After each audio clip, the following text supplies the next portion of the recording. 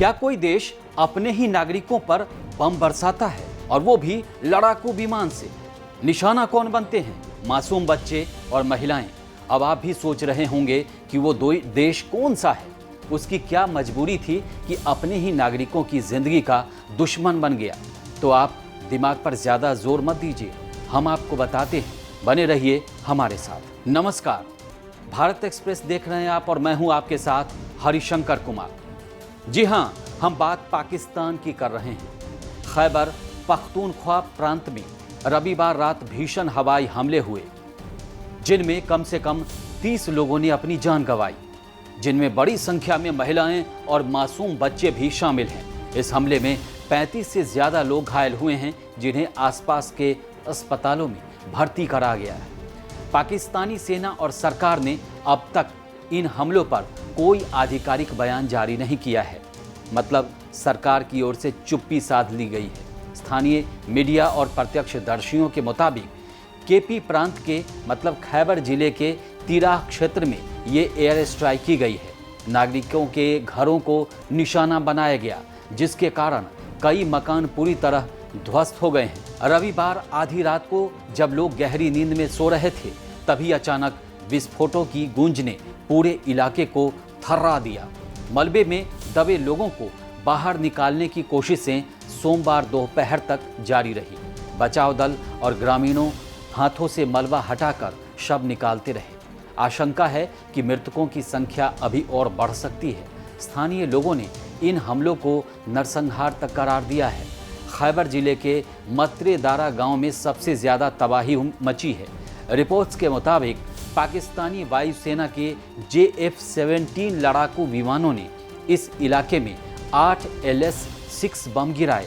देखते ही देखते कई घर जो हैं वो मलबे में तब्दील हो गए और पूरा गांव मतलब शवों से पट गया। रात के करीब 2 बजे हुए इस हमले ने पूरे क्षेत्र को हिलाकर रख दिया। खैबर पख्तूनख्वा और बलूचिस्तान पाकिस्तान के वो 2 प्रांत हैं जहां लंबे समय से लोगों में सरकार और सेना के खिलाफ नाराजगी है। यहाँ कई सशस्त्र गुट सक्रिय हैं जो प्रांतों के लिए अधिक अधिकार और संसाधनों की मांग करते रहते हैं। इन गुटों को पाकिस्तानी सेना और सरकार आतंकवादी संगठनों की संज्ञा देकर लगातार इन पर कार्रवाई करती आई है, लेकिन स्थानीय लोगों का आरोप है कि सेना अपनी कार्रवाइयों में आम नागरिकों को भी निशाना बनाती है। मानवाधिकार संगठनों की रिपोर्ट में ये भी बात सामने आती रही है कि इन प्रांतों में सेना के अभियान के दौरान आम लोगों की हत्याएं, जबरन गायब करने और बर्बरता जैसे गंभीर आरोप लगते रहे हैं। रविवार रात की ये घटना इसी सिलसिले की एक कड़ी मानी जा रही है। खैबर पख्तूनख्वा और बलूचिस्तान की भौगोलिक स्थिति पाकिस्तान के लिए बेहद अहम मानी जाती है। खैबर पख्तूनख्वा अफगानिस्तान से सटा हुआ है और यहाँ दशकों से उग्रवादी गतिविधियाँ चलती रही। वहीं बलूचिस्तान संसाधनों से भरपूर है, लेकिन यहाँ अलगाववादी गुट लंबे समय से आत्मनिर्णय और आर्थिक हिस्सेदारी की मांग कर रहे हैं। सेना इन दोनों इलाकों को नियंत्रण में रखने के लिए लगातार सख्त अभियान चलाती रही है। हाल के हमले के बाद स्थानीय जनता का आक्रोश और बढ़ गया है। मतरेदारा गांव में जो हालात बने हैं, उसने वहां के लोगों को सदमे में डाल दिया है। बड़ी संख्या में महिलाएं और बच्चे मौत का शिकार हुए हैं, जिससे ग्रामीणों का गुस्सा पाकिस्तानी प्रशासन पर और गहरा गया है। लोगों का कहना है कि सेना आतंकी गुटों से लड़ने के नाम पर निर्दोष नागरिकों को निशाना बना रही है। अब तक पाकिस्तानी सेना और सरकार की ओर से इस घटना पर कोई आधिकारिक प्रतिक्रिया नहीं आई है, न ही हमले के कारणों को लेकर कोई सफाई दी गई है।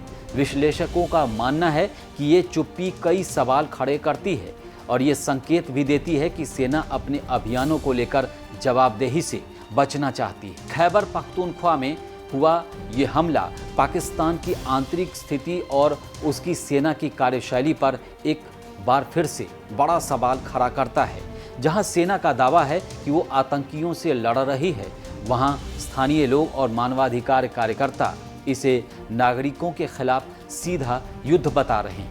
इस बीच मतरेदारा और आसपास के गांवों में मातम पसरा हुआ है। ग्रामीण अपने परिजनों के शव मलबे से निकालने में लगे हुए हैं, लेकिन पाकिस्तान है कि वो मानता नहीं। और वो अपने ही नागरिकों पर बम बरसाता है और चुप्पी साध लेता है। ये पाकिस्तान की पुरानी आदत है, जबकि यूएन में कश्मीर को लेकर जब न तब वो मुद्दा लेके पहुंच जाता है। ये भी उसकी पुरानी आदत पड़ गई है। इस वीडियो में फिलहाल इतना ही। देश और दुनिया की ताज़ा तरीन खबरों के लिए देखते रहिए भारत एक्सप्रेस डिजिटल। नमस्कार।